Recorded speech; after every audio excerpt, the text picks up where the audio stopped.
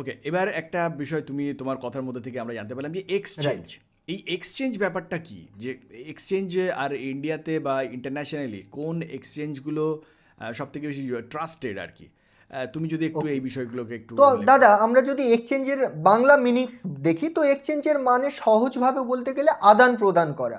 এবার আমরা যে এই যে ক্রিপ্টো বাই বা সেল করব, তো ডাইরেক্টলি তো আর আমরা কোথাও থেকে নিতে পারবো না। তো তার জন্য একটা প্ল্যাটফর্ম দরকার। যেমন শেয়ার মার্কেটে অলরেডি অনেক ডিমেট অ্যাকাউন্ট আছে। তো শেয়ার মার্কেটে কি হয়, এনএসসি বিএসসির আন্ডারে কিছু বড় বড় ব্রোকার থাকে, তাদের নিচে আমাদেরকে ডিমেট অ্যাকাউন্ট করতে হয়, যেখানে আমরা বাই সেল করি। ক্রিপ্টোতে কি আছে, কোনো মিডিলে এক্সট্রা ব্রোকার থাকে না, ডাইরেক্ট থাকে এক্সচেঞ্জ।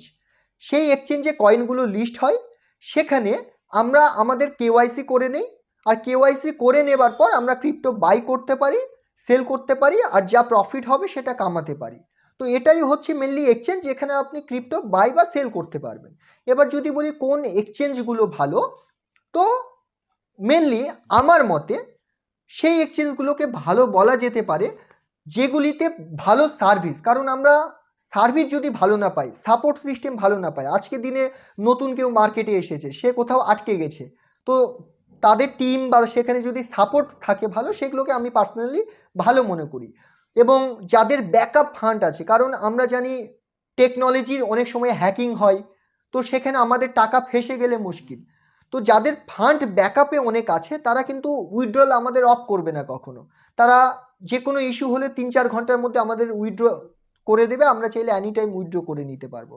তো সেই দিক থেকে যদি পোটেনশিয়াল বলি, তাহলে বাইন্যান্স নাম্বার 1 আছে, নাম্বার 2 আছে কয়েন বেস। তবে কয়েন বেস বেশিরভাগ ফার্স্ট ওয়ার্ল্ড কান্ট্রিগুলোতে বেশি পপুলার। এবং তারপরে যদি বলি বাইবিট, বিটগেট, এই এক্সচেঞ্জগুলো ইন্টারন্যাশনালের মধ্যে পপুলার। এবার যেহেতু আমরা ইন্ডিয়াতে থাকি, যদি ইন্ডিয়ান কিছু এক্সচেঞ্জের কথা বলি, তাহলে মোটামুটি কয়েন ডিসিএক্স, এর পাশাপাশি মুড্রেক্স, সান ক্রিপ্টো, এইরকম কিছু এক্সচেঞ্জ আছে যেগুলো ইন্ডিয়ান এক্সচেঞ্জ, এদের অনার ইন্ডিয়াতে থাকে। তো এই এক্সচেঞ্জগুলো মোটামুটি পপুলার, যেখান থেকে আমরা ক্রিপ্টো বাই বা সেল করতে পারবো। আচ্ছা, এখানে তুমি যেহেতু বাইন্যান্সের কথা বললে, একটা জিনিস জানতে চাইবো যে আমরা কিছুদিন আগে শুনেছিলাম যে ইন্ডিয়াতে বাইন্যান্সকে ব্যান করে রাইট। দেওয়া হয়েছে।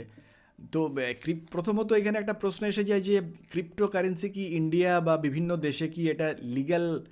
আর সেই সঙ্গে সঙ্গে আরেকটা বিষয় হচ্ছে বাইন্যান্সকে কেন ব্যান করা হয়েছিল, আবার কিছুদিন পরে দেখলাম যে বাইন্যান্স আবার ফিরেও রাইট। এলো।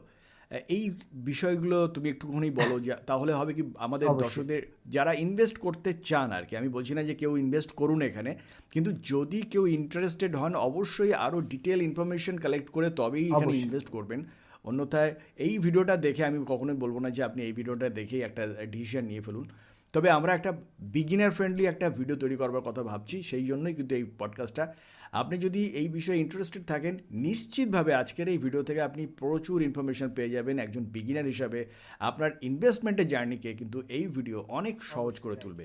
তাই শুরুতেই রকির কাছে জানতে চাইবো যে ব্যান হয়ে গেল আবার ফিরে এলো, ইন্ডিয়াতে ক্রিপ্টোর সঙ্গে সরকারের সম্পর্কটা কীরকম, বা এখানে ট্যাক্স ওকে। সিস্টেমটাই বা কীভাবে আছে, এই বিষয়টা যদি তুমি একটু আমাদের ওকে, দর্শকদের বলো। তো দাদা আমি অডিয়েন্সকে বলতে চাইবো বা সকলকেই বলতে চাইবো যে ক্রিপ্টোকারেন্সি বা ব্লকচেন এতটা ইউনিক একটা সিস্টেম এবং ডিসেন্ট্রালাইজ, অর্থাৎ কন্ট্রোল করা যায় না। তো একে কেউ কন্ট্রোল করতে পারবে না। কিন্তু প্রত্যেকটা গভর্নমেন্ট চাইবে যে আমরা বেশি বেশি করে ট্যাক্স কালেক্ট করি, কারণ ট্যাক্সের উপর গভর্নমেন্ট কিন্তু চলে, আমরা সকলেই জানি। এবার ক্রিপ্টোকারেন্সিকে কেউ কন্ট্রোল করতে পারবে না, কিন্তু বাই বা সেল হয় এক্সচেঞ্জের দ্বারাই। আর এক্সচেঞ্জ কিন্তু সেন্ট্রালাইজ, তাদের অনার আছে, তাকে কন্ট্রোল করা যায়। তো যে কারণে অনেক এক্সচেঞ্জ যদি ইন্ডিয়ান নিয়মে কাজ করে, তাহলে তাদেরকে অ্যালাউ করবে, নইলে ইন্ডিয়াতে ব্যান করবে।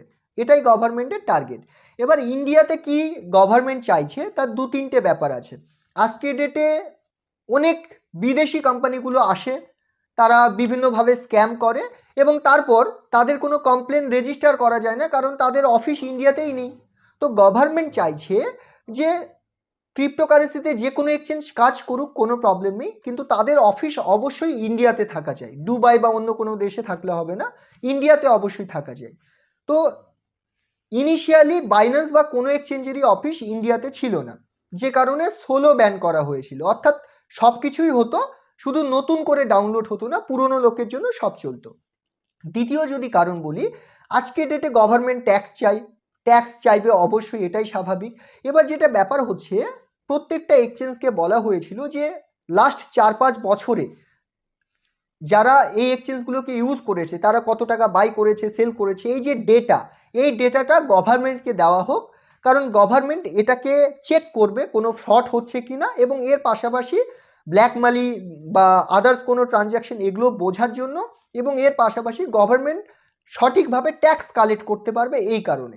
এবার অনেক এক্সচেঞ্জ এই ডেটাটাকে শুরুর দিকে দিতে চেয়েছিল না, দেন যখন সোলো ব্যান করা হলো, প্রত্যেকে ইন্ডিয়ান যে রুলস রেখেছে, যেমন অফিস তৈরি করা এবং যারা যারা কেওয়াইসি করছে, তো কোথায় থেকে কেওয়াইসি করছে, এই যে প্যান কার্ডের যে ইনফরমেশনগুলো, এই যে ডেটা এক্সচেঞ্জের কাছে থাকে, কখন কয়েন বাই হলো সেল হলো, এই ডেটাগুলো গভর্নমেন্টকে শেয়ার করবে, যার জন্য ইন্ডিয়াতে সমস্ত এক্সচেঞ্জগুলো ধীরে ধীরে আবার রেজিস্টার হচ্ছে। তার কারণ ইন্ডিয়া বিশাল বড় একটা মার্কেট, ইন্ডিয়াকে ছেড়ে অন্য কোথাও বিজনেস করার কথা খুব কমই ভাবছে।